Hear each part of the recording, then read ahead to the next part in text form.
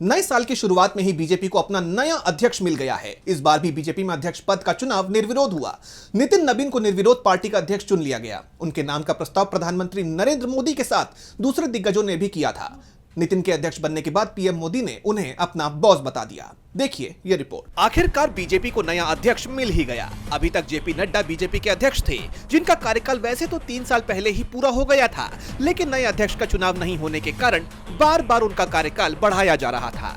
वैसे ये बात तो आप जानते ही हैं कि बीजेपी के संविधान में पार्टी अध्यक्ष का कार्यकाल 3 साल का होता है और एक साथ कोई भी व्यक्ति 2 बार ही अध्यक्ष बन सकता है, यानी 6 साल तक ही अध्यक्ष रह सकता है। उसके बाद नए अध्यक्ष का चुनाव जरूरी हो जाता है।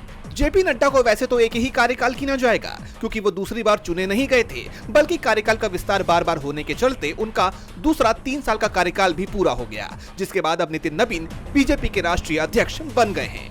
अध्यक्ष पद के चुनाव में बीजेपी की जो परंपरा चली आ रही थी, यानी चुनाव निर्विरोध होता है, वो ही इस बार भी हुआ। नितिन नबीन को निर्विरोध पार्टी का अध्यक्ष चुन लिया गया।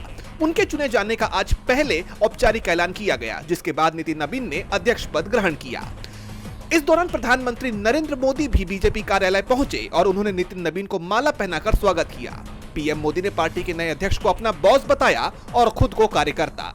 मोदी ने कहा, जब बात पार्टी के विषयों पर आती है तब मैं एक कार्यकर्ता हूं और नितिन नबीन मेरे बॉस हैं। अब वो मेरे काम का आंकलन करेंगे।